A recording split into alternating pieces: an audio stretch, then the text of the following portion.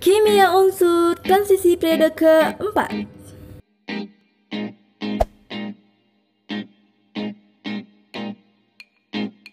Selanjutnya mari kita bahas proses pembuatan, manfaat, dan dampak penggunaan unsur-unsur transisi periode keempat.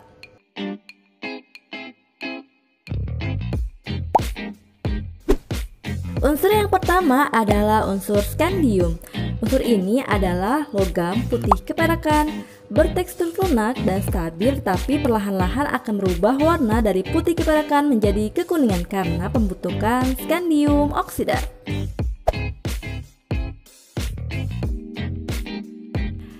Selanjutnya mari kita bahas proses pembuatan unsur skandium, di mana skandium dapat dibuat melalui elektrolisis cairan skandium trifluorida yang direaksikan dengan kalsium. Nah, produk yang dihasilkan berupa kalsium klorida dan skandium. Manfaat unsur skandium yang pertama adalah skandium iodida digunakan untuk pencahayaan intensitas tinggi. Yang kedua, skandium dapat digunakan untuk komponen pesawat terbang. Yang ketiga adalah skandium karbida digunakan untuk pembuatan keramik. Dampak penggunaan unsur skandium. Nah, apabila terpapar uap skandium dalam jangka panjang dapat mengakibatkan emboli paru-paru. Unsur yang kedua adalah unsur titanium, di mana unsur ini berupa logam putih keperakan, memiliki kekuatan yang tinggi dan tahan korosi. Logam ini memiliki kerapatan yang paling rendah di antara logam transisi lainnya.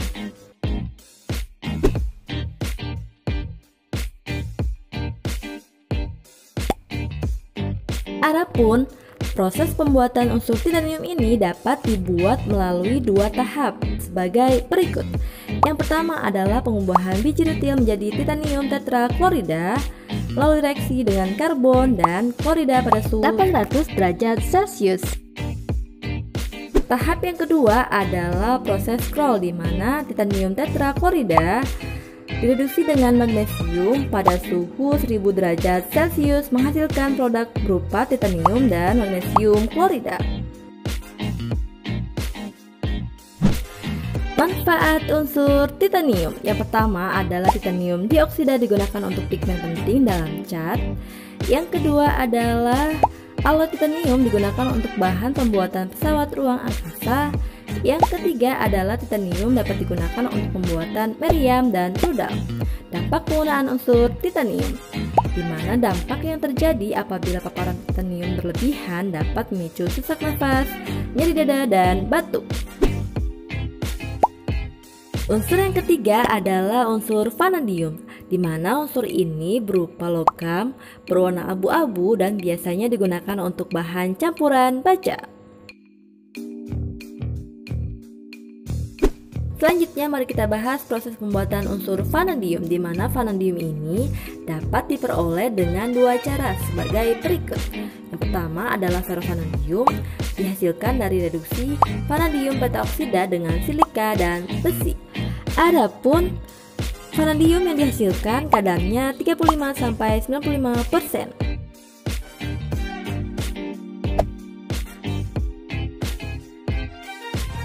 Cara yang kedua yaitu apabila yang diinginkan vanadium murni dapat dibuat dari reduksi vanadium pentaoksida dengan kalsium.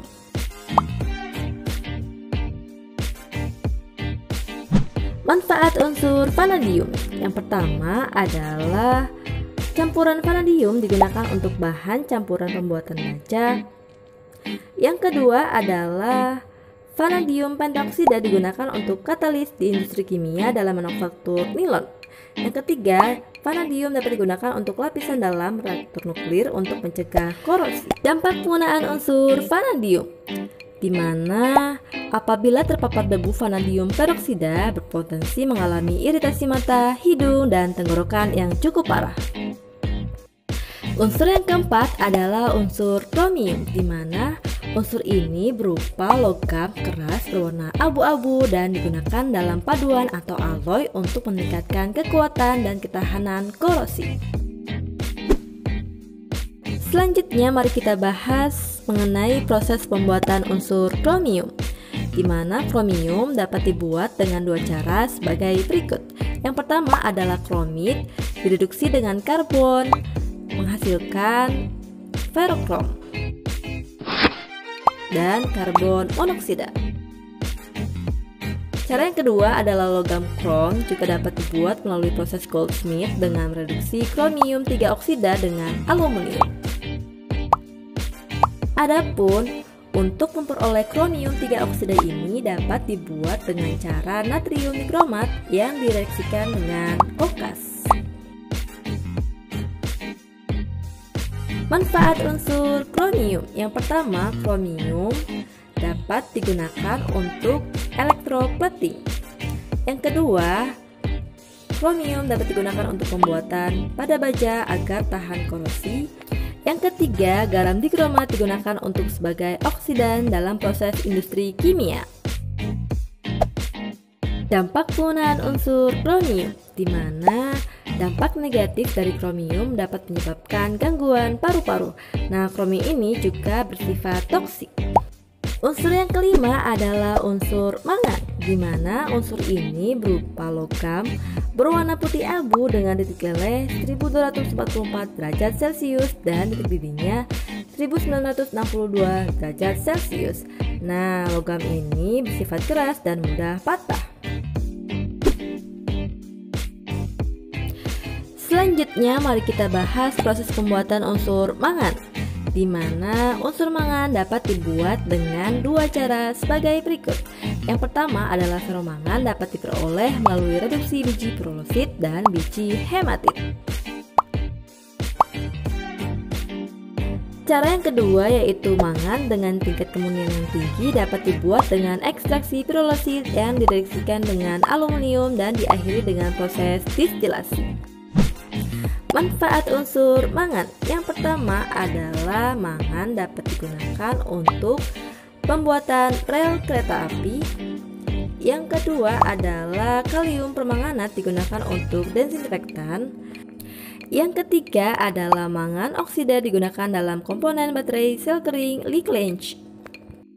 Dampak penggunaan unsur mangan, di mana dampak yang terjadi akibat paparan jangka panjang dapat menyebabkan emboli paru-paru. Unsur yang keenam adalah unsur besi, di mana unsur ini berupa logam perak keabu-abuan yang berkilau, mudah ditempa, dan dapat berkarat di udara lembab.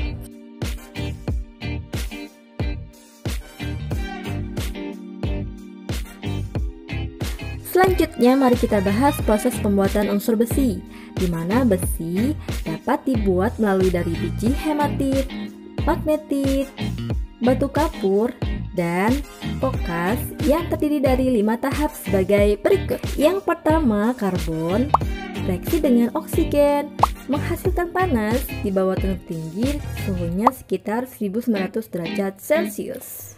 Tahap yang kedua adalah karbon dioksida, yang naik ke atas tenaga tinggi memerlukan kalor untuk reaksi dengan karbon. Nah, produk yang dihasilkan berupa karbon monoksida. Tahap yang ketiga di mana panas dan gas karbon dioksida mengalir ke bagian atas tenaga tinggi tetapi suhunya makin berkurang. Nah, hal ini terjadi reduksi antara dioksida dengan karbon monoksida di mana suhunya sekitar 500 derajat Celcius. Tahap yang keempat, di mana magnetit tereduksi lagi oleh karbon monoksida pada suhu sekitar 850 derajat Celcius. Yang terakhir adalah besi oksida pada suhu lebih tinggi sekitar 1000 derajat Celcius tereduksi dengan karbon monoksida.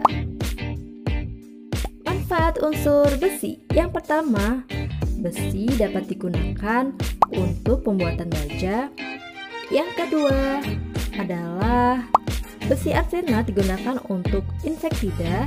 Yang ketiga adalah besi 3 asetat digunakan untuk pencelupan kain.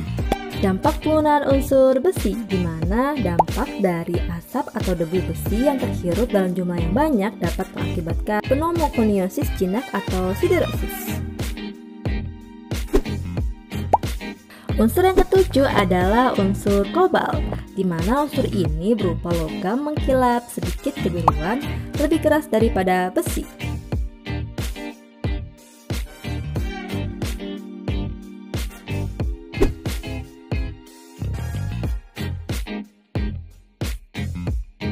Selanjutnya mari kita bahas proses pembuatan unsur kobalt, di mana kobalt dapat dibuat dengan cara mereduksi kobalt dengan aluminium. Manfaat unsur kobalt, di mana yang pertama adalah isotop kobalt 60 dapat digunakan sebagai sumber sinergama yang dapat digunakan dalam radioterapi. Yang kedua adalah kobalt oksida digunakan untuk pembuatan kaca. Yang ketiga adalah campuran kobalt dan samarium dapat digunakan untuk manufaktur piranti elektronik pinit.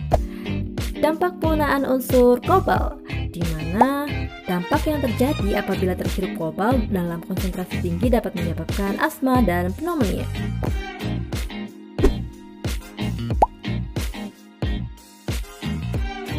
Unsur yang kedelapan adalah unsur nikel, di mana unsur ini berupa logam berwarna putih keperakan, mengkilap, mudah ditempa dan mudah didapat sebagai serbuk yang sangat aktif yang digunakan untuk katalis.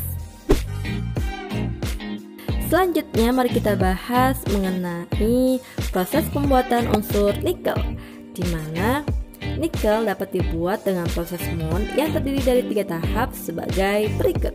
Yang pertama adalah nikel oksida direaksikan dengan gas hidrogen pada suhu 200 derajat Celcius.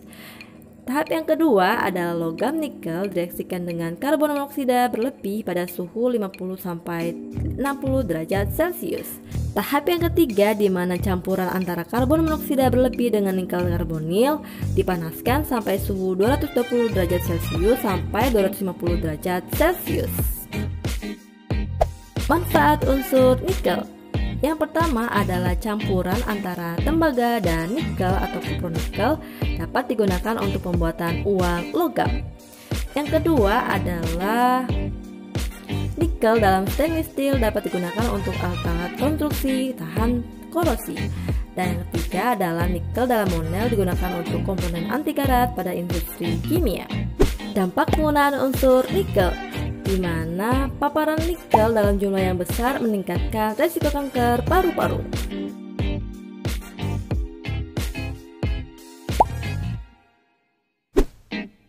Unsur yang kesembilan adalah unsur tembaga, di mana unsur ini berupa logam kemerahan yang merupakan penghantar listrik dan panas yang baik. Selanjutnya mari kita bahas proses pembuatan unsur tembaga, di mana tembaga dapat dibuat dengan proses pirometalurgi yang terdiri dari 4 tahap sebagai berikut. Yang pertama adalah tahap pemanggangan biji kalkopirit.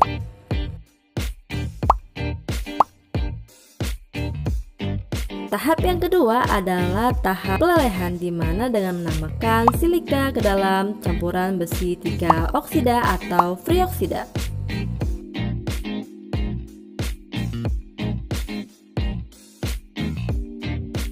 Tahap yang ketiga adalah tahap pembentukan bis Cooper, kemudian udara ditambahkan untuk mengubah tembaga 1 sulfida menjadi tembaga 1 oksida.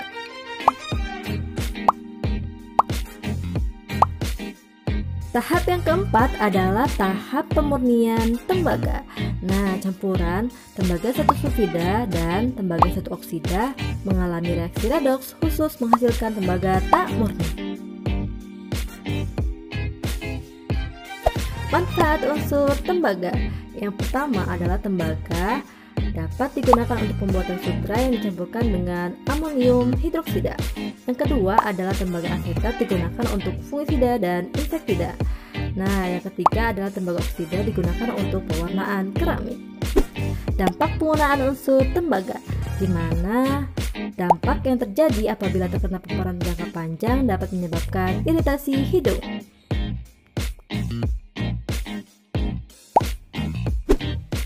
Unsur yang terakhir adalah unsur seng. Nah, unsur ini berupa logam putih kebiruan berkilau. Unsur ini juga berwujud kristal lampu pada suhu kamar tetapi menjadi ulet dan mudah ditempa ketika dipanaskan pada suhu antara 110 derajat Celcius dan 150 derajat Celcius.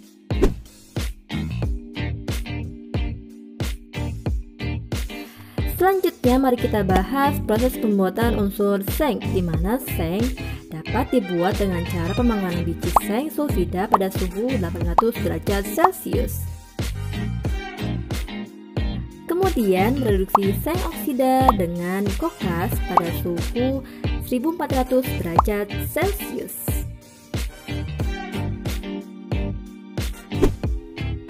Manfaat unsur seng yang pertama adalah dietil seng dapat digunakan untuk pengawatan buku.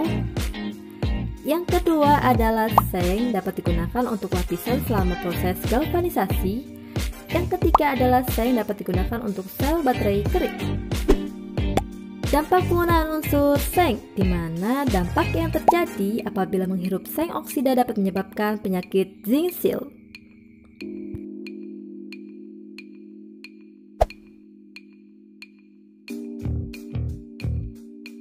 Cukup sekian bahasan mengenai unsur transisi periode keempat. Semoga bermanfaat dan terima kasih sob. Sampai jumpa.